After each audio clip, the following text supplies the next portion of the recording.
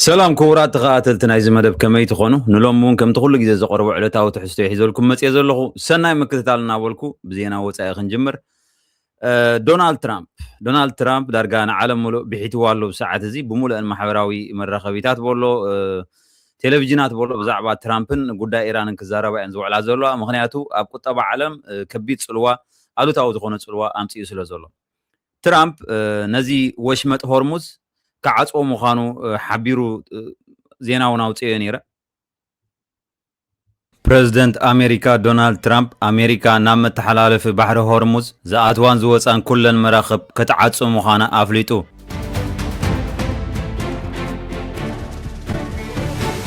ترامب اب تروس سوشال اب زوصو نوح صحف اتا اخيبات صعوق نيرو اما بزحتيو نطفتات سممع تبصحيو انتخونه ግን እቲ ዝዓበየና ገዳስን ዝኾነ ነጥቢ ኒኩለር ኣይተሰማማዕናሉ ኒሉ ብዛዕባ ናጻ ምንቅስቃስ መራኸብ ኣብ ዝኾነ እዋን ስምምዕ ከም ዝብጻሕ እኳ እንተገለጸ ኢራን ግን ኣብ ገለ ቦታታት ነታዊ ክህሉ ይኽእል ብምባል ንሳቶም ጥራይ ዝፈልጥዎ ምስምስ ብምቕራብ ነዚ ዕድል ከም ዘይሃበት ገሊጹ ትራምፕ ኣብቲ ጽሑፍ ወሲኹ ከም ዝገለጾ ሓይሊ ባሕሪ ኣሜሪካ ንኢራን ቀረጽ ዝኸፈለት ዝኾነት መርከብ ኣብ ኣህጉራዊ ማያት ንኸዓግታን ክቆጻጸራን ትእዛዝ ሂብሎ ብተወሳኺ ሓይሊ ባሕሪ ኣሜሪካ ነቲ ኢራን ኣብቲ መተሓላለፊ ባሕሪ ዝዘርግሓቶ ነታዊ ናይ ምጥፋእ ስራሕ ክጅምር ምዃኑ ኣፍሊጡ ዘይሕጋዊ ቀረጽ ዝኸፍል ዝኾነ ኣካል ኣብ ባሕሪ ውሑስ ምትሕልላፍ ኣይክህልዎን እዩ ዝበለ ትራምፕ ኣንጻርና ወይ ኣንጻር ሰላማውያን መራኸብ ዝትኩስ ዝኾነ ኢራናዊ ድማ ፈጺሙ ክድምሰስ እዩ ክብል ኣጠንቂቑ ኣብ መወዳእታ ትራምፕ እቲ ዕፅዋ ድሕሪ ሓጺር እዋን ክጅምር ምዃኑ ኣፍሊጡሎ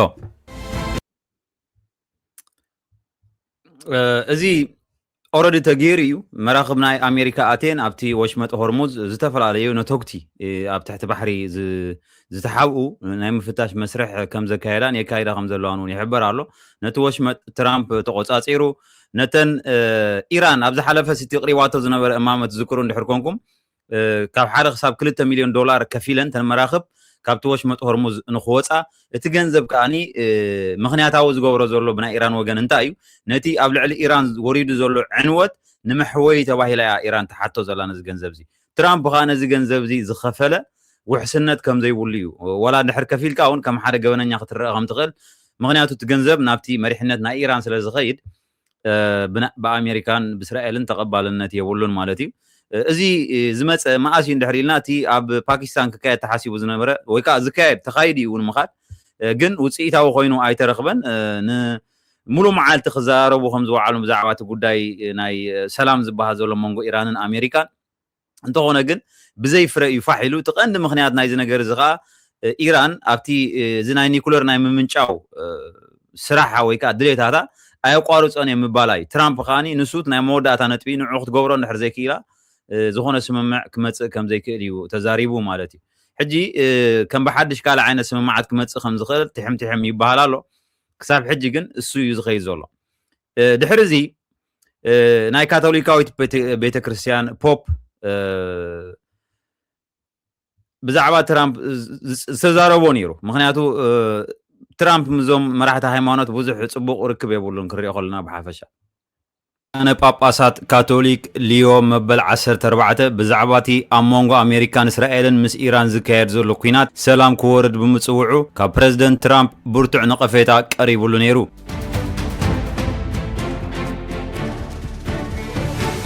እቲ ዝሓለፈ ዓመት ቀዳማይ ኣሜሪካዊ ዜጋ ኮይኑ ተመሪጹ ዝነበረ ፖፕ ሊዮ 14 ነቲ ፕሬዝደንት ትራምፕ ኣብ ልዕሊኡ ዘውረዶ ናይ ቃላት መጥቃዕቲ ብምፍሻል ንመንግስቲ ትራምፕ ኣይፈርህን ኢሉ ርእሰ ሊቃነ ጳጳሳት ወሲኹ እቲ ንሱ ዘቕርቦ ናይ ሰላምን ዕርቅን ጻውዒት ካብ ወንጀል ዝመንጨወ ምዃኑ ገሊጹ ኣብዚ ሰዓት እዚ ናብ 4 ሃገራት ኣፍሪቃ ዝገብሮ ዘሎ ናይ 11 መዓልታት ዑደት ንምጅማር ናብ ኣልጄርያ ኣብ ዝበረረሉ እዋን ምስ ትራምፕ ክከራኸር ኣይደልን ኢሉ ንሱ ብተወሳኺ ብዛዕባ ኩናት ዓዊለ ምዝራብ كقصلي سلام زتن مسفح دما كسرح إلو لومي أب عالم بزح سبي ساقلو نصهاني قتلو لو قال إذا حاشا من قدي كمزلو حدا سبتسيو كزارة بالو قبل نصر مرقسيو قليس الله بريزيدنت دونالد ترامب أم محبراو ميري وتروس سوشال أبزوت أو صحف نتي بوب أب جبن دخوميو كم أون أبناي وصاي بوليسي حماقيو قبل نقفوه ترامب وسيخو بريزيدنت أمريكا زنك اف بوب ايرلين نيلو إذن ترامب قطع عزمته تي بوب نتي ترامب نناي إيران سلطانة كتفو إيلو صحافهم مفرح ፈጺሙ ተቐባልነት የብሉን ኢሉ ድሕሪ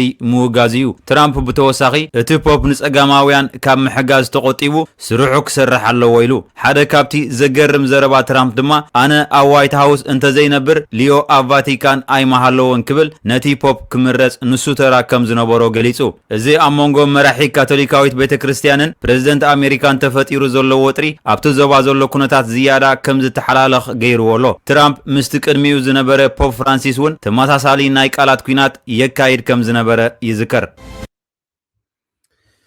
ትራምፕ ዳርጋ ምስ ኩሉ ሰብ ብሰዓት እዚ ጎንፂ ዘጋጥሞ ዘሎ ኣብዚ ሓፂር ግዜ እውን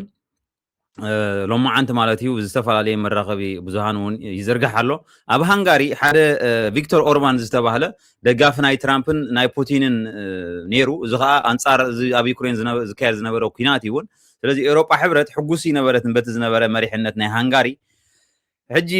ኣብ ዝተገብረ ምርጫ ግን ብገፊሕ ተሳዒሩ ብካልእ መራሒ ተተኪኡሎ ማለት እዩ። እዚ ከዓኒ ንኤውሮጳ ሕብረት ብጣዕሚ የሐጉሱ ከም ዘሎ ይግለጽ ኣሎ። ንፑቲንን ንኣሜሪካን ግን ቁርብ ስጋኣታት ፈጢርልና ኣሎ። ናይ 16 ዓመት ግዝኣት ቪክቶር ኦርባን ኣብቂዑ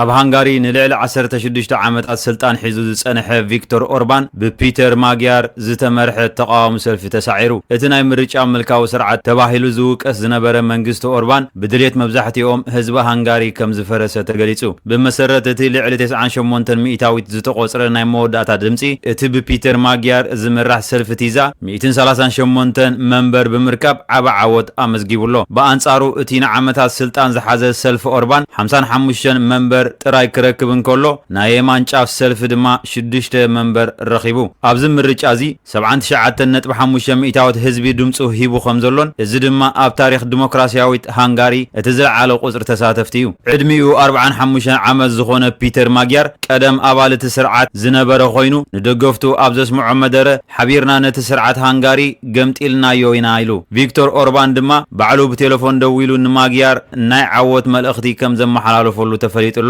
ኦርባን ንደገፍቱ ኣብ ዘስምዖ መደረ እቲ ውፅኢት ንጹርን ዝሐምምን እዩ ክብል ስዕረቱ ተኣሚኑ። እዚ ናይ ፒተር ማግያር ዓወት ንፖሊሲታት ሃንጋሪ ጥራይ ዘይኮነስ ነቲ ምስ ዓለም ዘለዋ ርክብ እውን ክቕይሮ እዩ። ቪክቶር ኦርባን ምስ ፕሬዚደንት ሩስያ ቭላድሚር ፑቲንን ምስ ዶናልድ ትራምፕን ጥቡቕ ርክብ ዝነበሮ ክኸውን እንከሎ ንሕብረት ኤውሮጳን ዩክሬንን ድማ ዓብዪ ዕንቅፋት ኮይኑ ጸኒሑ እዩ። ፒተር ማግያር ግን ብኣንጻሩ ንሃንጋሪ ካብ ሩስያ ኣርሒቑ ምስ ሕብረት ኤውሮጳን ዩክሬንን ዝሓሸን ጥዑይን ርክብ ንምፍጣር ቃል ኣትዩሎ። ንሱ ነቲ ንዓመታት ኣብታ ሃገር ሰሪፁ ዝጸንሐ ብልሽውናን ዘይፍትሓዊ ኣሰራርሓን ንምውጋድ ክሰርሕ ምዃኑ ገሊጹ። እዚ ኣብ ሃንጋሪ ተፈጢሩ ዘሎ ለውጢ ንመላእ ኤውሮጳ ዓብ ጽልዋ ክህልዎ እዩ ተባሂሉ ይግመት። ኣብ ሃንጋሪ ኣብ ሰዓት እዚ ብዙሕ ሰብ ናይ ሓጎስ መልእኽትታት የመሓላልፍ ኣሎ። ኣብ ጎደናታት ወፂኡ እውን ብዙሕ ሰብ ይጽምብል ኣሎ ይርአ ኣሎ ማለት እቲ ናይ ሃንጋሪ ኩነታት ዳርጋ ካብተን ድኻታት ተባሂለን ዝጽዋዓ ሃገራት ኣብ ኤውሮጳ ብዙሓት ደቂ ሃንጋሪ እውን ናብዚ በዓል ጀርመን ናብ በዓል ሆላንድ ገለ ናብዚ እንዳመጻ እየን ዝሰርሓ ማለት እዩ ዝሰርሑ። ሕጂ እዞም ሰባት እዚኦም ርክባቶም ምስ ኤውሮጳ ሕብረት ብጣዕሚ ክጥንክር እዮም ዝደልዩ። ምክንያቱ ዝተፈላለየ ናይ ስራሕ ዕድላት ዝህባ ዘለዋስ ንሰን ስለ ዝኾና። ስለዚ እዚ መራሒ እዚ ከዓኒ እቲ ርክብ እቲ መሊሱ ክሕይሎም ምዃኑ ገሊጹሎ። ሰብ ይፍተዎ ኣይፍተዎ ብዘይገድስ ማለት እዩ ተዓዊቱ ከም ዘሎ ግን ተኣሚኑሎ እቲ ቅድሚኡ ዝጸንሐ መራሒ እውን። ዶናልድ ትራምፕ ብዛዕባ እዚ ፖፕ ፍራንሲስ ተዛረበ እውን ነይሩ።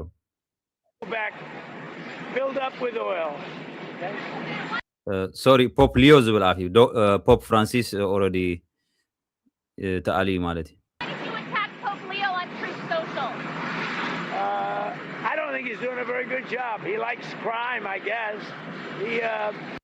ሕጂ እንታይ እዩ ዘሎ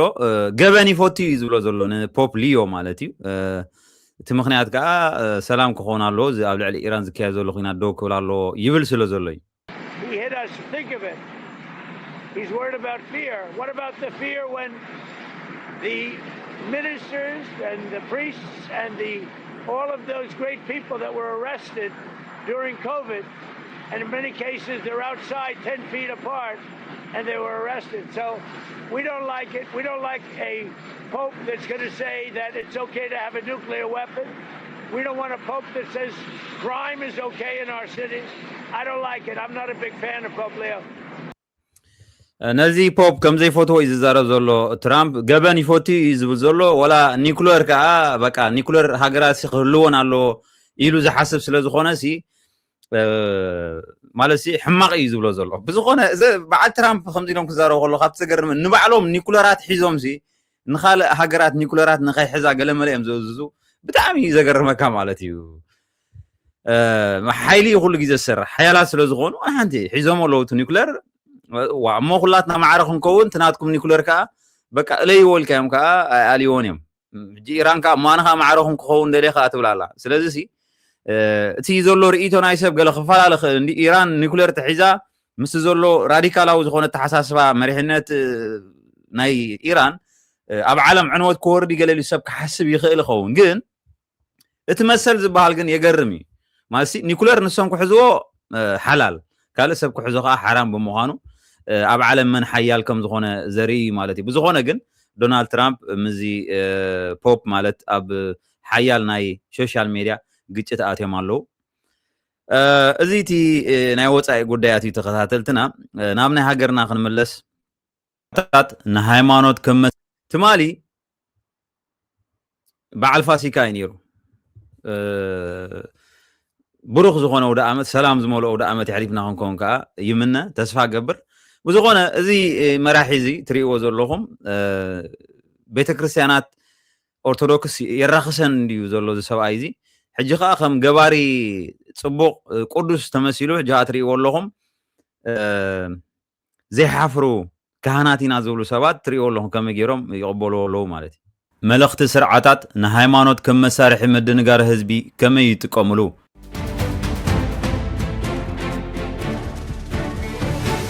أمل عالم زركوبو ملخت مرحتي سلطان منوح نهزبن مقوصارن كابز تقوملو ميلاتات اتحاد هايمانوتاوي مسلباتيو ازو مرحتي بحد وغن اب قرمي كاميراتاتن حزبن قربت እግዚአብሔር مسيلوم كقربون كلو بخالق وغن ግን نتوم نحق زقوم مرحت هايمانوت بمقتالن بمأسارن يفلطو نايز حد ابنت سرعت إسياس أفوركيو اب إرترا إسياس أفوركي اب عبيت بعالات كم فاسيكان مسكلن اب بيت كريستيان تراخيبو كسالمن كصلين مرأي زتلمده ترئيو إذ ترئيت زجن نتي أب تحت بايتات ذكر زولو قفعتات زشفن نايقب بزنا مقارجا مخانو بزحات تعذبتي يقولتو اتسرعات أب علات فاسيكا الشمعة إنا ولعكس اللي إنا ترأيه نتوم عند أرثوذكس زنبورو سالساي باتريارك بصق وقدس أبونا أنطونيوس كاب سلطانو موريدو نلعل 15 عامتات دحر مأسار نموت كم زدارقو غيريو أبونا أنطونيوس زتقصعلو انكو مخنيات منغستي أب قداي بيت كريستيان إيدو آيئتو سلزبولون بوليتيكاو أسرات كفتعو سلزحاتتون ترايو اتشكانا اب كريستنا تراي زتحاصر ايكونن اتسرعت نحيالو مرعت هايمانوت مسلمنا بمأسار دهايوم كم زطف غيريو ملخت سرعاتات نهايمانوتاو تكالات زتقوملو سلسته قندي علاماتات قداماي حغاونت نمركاب حزبي إرترا أزيو هايمانوتاو بمخانو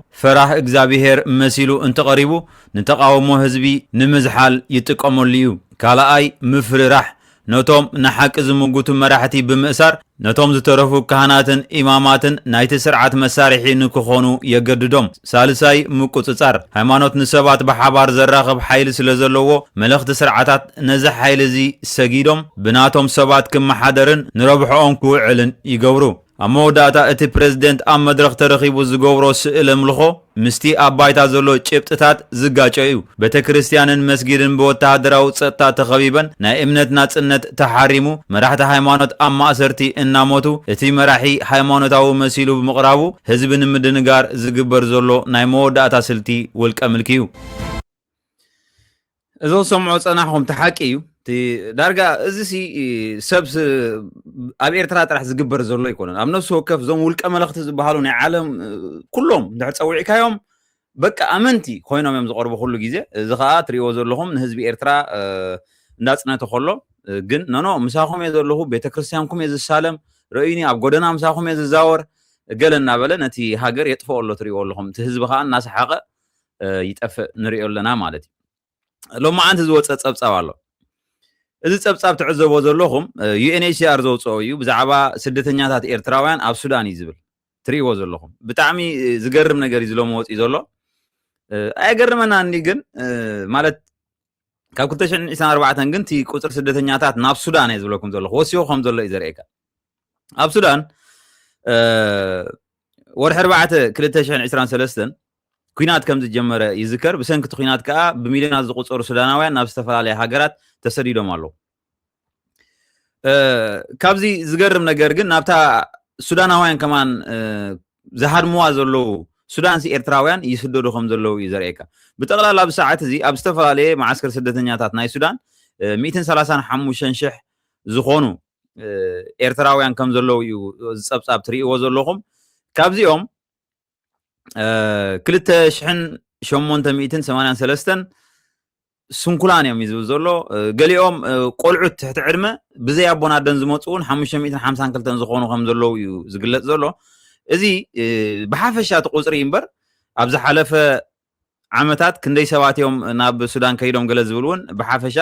ኣብቲ ፀብፃብ ቀሪቡ ኣሎ ከም ትርእይዎ ዘለኹም ካብ 2018 ንድሓር ብጠቕላላ 43,436 ስደተኛታት ናብ ሱዳን ኣትዮም ኣለዉ ዳርጋ 50,000 ዝኾኑ ኤርትራውያን ንሱዳን ተሰዲዶም ካብ 2018 ንድሓር ኢና ንዛረብ ዘለና ሕሰቦ ኣብ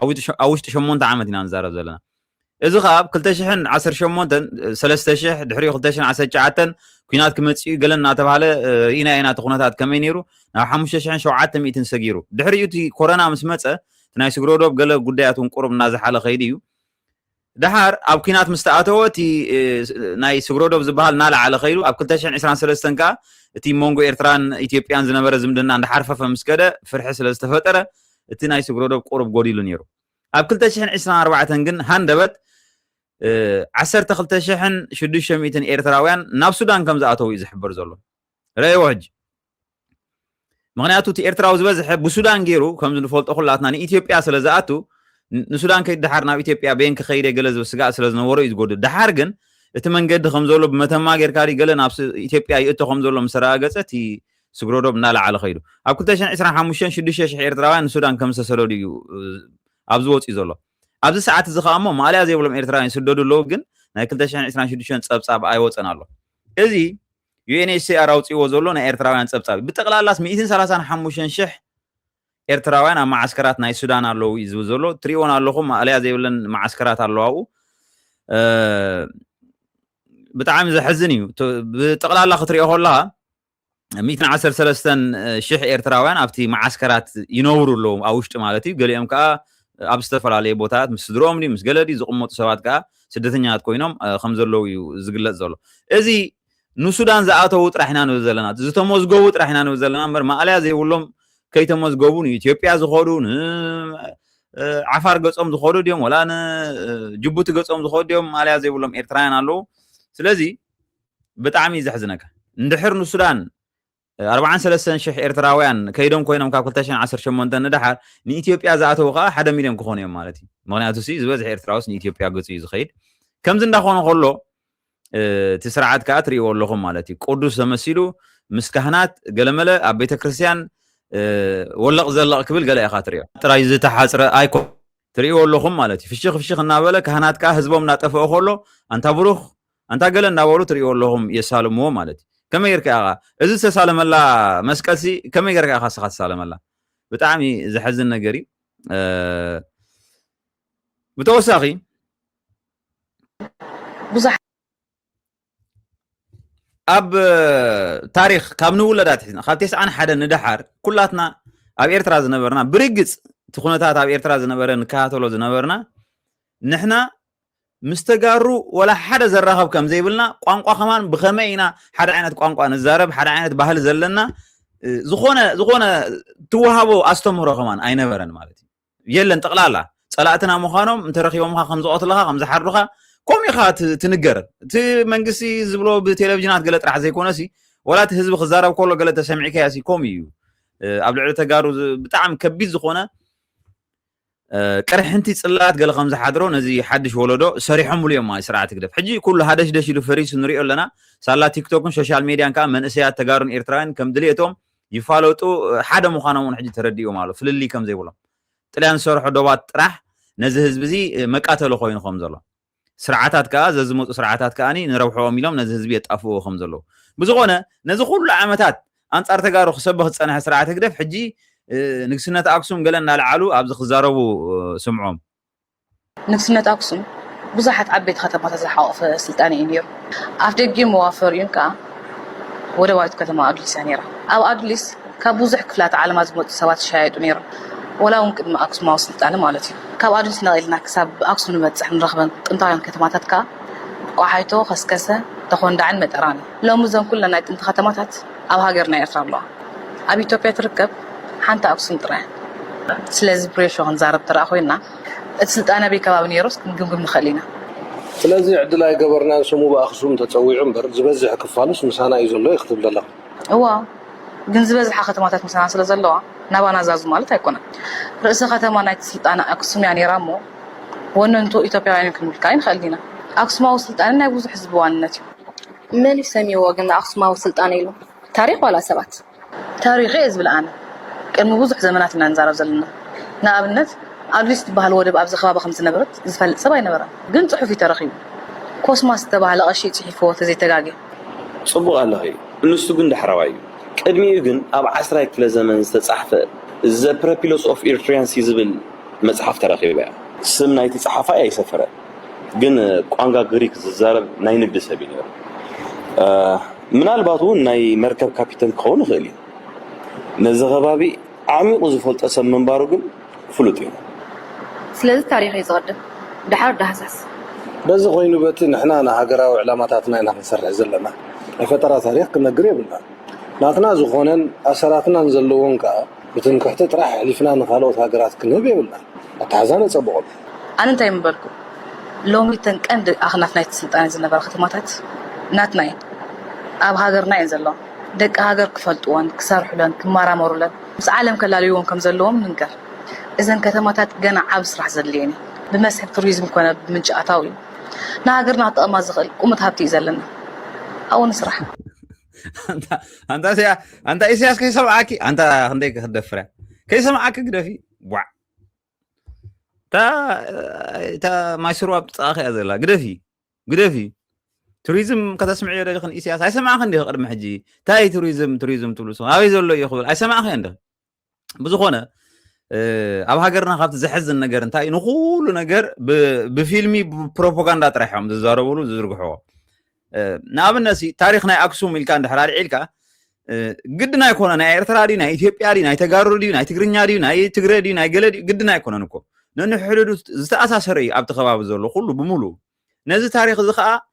إنه بمولو يخاطر تصنع عمبر ناتنا يكونن كم زي إبا قلنا نابل كان تمكحتي كات جورنا جرا يكونن تاريخ يزغون كابت تاريخ تمركز كغاتي ناتكا أبت تاريخ زلك استوات أو كم حبرة السب خاني تزارب مالتي زي أبز حجز قلت أوزولوسي زبزحا كتماتاسي أبنا إرترا وجانين نيرن قلت بالنحرالة ونسخب إرترا يغنير كشعو أين بركن من يفلت ولا خبيه من متيخ تغني أبتجزية السخط بليه زلقسي تن كتماتات نيرن قلملت بلين زنبركي أوز نبره حزب ولا بمول وتجاحيت ونا أقسم كيدخون تفلت يا كيلن تاريخ كسرنا على هو هنا نزلنا عندنا خا ولا أبي يمن زلون أبي يمن ونا لونا تفلت يا غمش أبي يمن ونا لونا زي زجورو زلوا تسأل إيه يكون كنانا جن كم زي كونن ناي تاريخ نجار تاريخ مبربار تاريخ كامفلاسي كم زي كونن إزي دراما يزبال بروباغندا يزبال سرعة تقرف زخطولو كيريزي مبر ناي بحق فلت أزد اللسب كوفي لهم زي ما نحن تحجز أمدول لنا رولو ناي تاريخ زت زخونة تكالي لندي أب إرترا أب تقرأي كناي تاريخ زت تكالي لندي ولا بيتيبيا كوفي لهم هاي يكاتو عنده كوفي لهم يكاتعون نزل مثلا عتاد بمولو زكايرو الله ودو خمس تقصهم صنحو ناي قدم باباسات كون خولو ولا زوم مشينار زنورو خون خولو كابيتان ناي مراقب كون خولو زوم عالم زور زنورو خون خولو ماني بزي قدس بتاريخ زصحفو له زوم حجي خاني ناي تاريخ زصنعو اكلات كالو زيوم بمولو امسي انتا يريتو زلوم كوفابيلكا حدا سمينار اداليخاون كتزاربهم تخليخا ناي بحق فلطت تلريخا مالتي سرعه تقدف ግን ንሱ ይኮነን ዘልየ ዘሎ ታሪኽና ኤርትራን ህዝቢ ኤርትራን ኩሉን አይደልኒ ስርዓት ትግደፍ ምክንያቱ ሕግ እንዳባኻቲ እቲ ታሪኽ ዝዕቅብ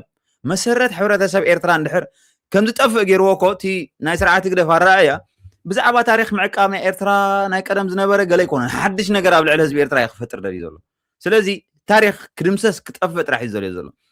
ناي حزب إرترا تاريخ كابسان حدن ህዝባዊ ግንባር ከም ዝጀመሩ ኣባዩ ዕንክሊል ከብሎ ዘሊ በቃ ህዝባዊ ግንባር ባንዴራ እንዳልዓልካ ገለ እንዳልዓልካ ሆ ክትብል ጀጋኑ ናይ ህዝቢ ኤርትራ ህዝባዊ ግንባር ከም ዝኾኑ ገለ ነዚ ንምርኣይ ጥራሕ ስርዓት ክደፍ ዝሰርሕ ዘሎ ስለዚ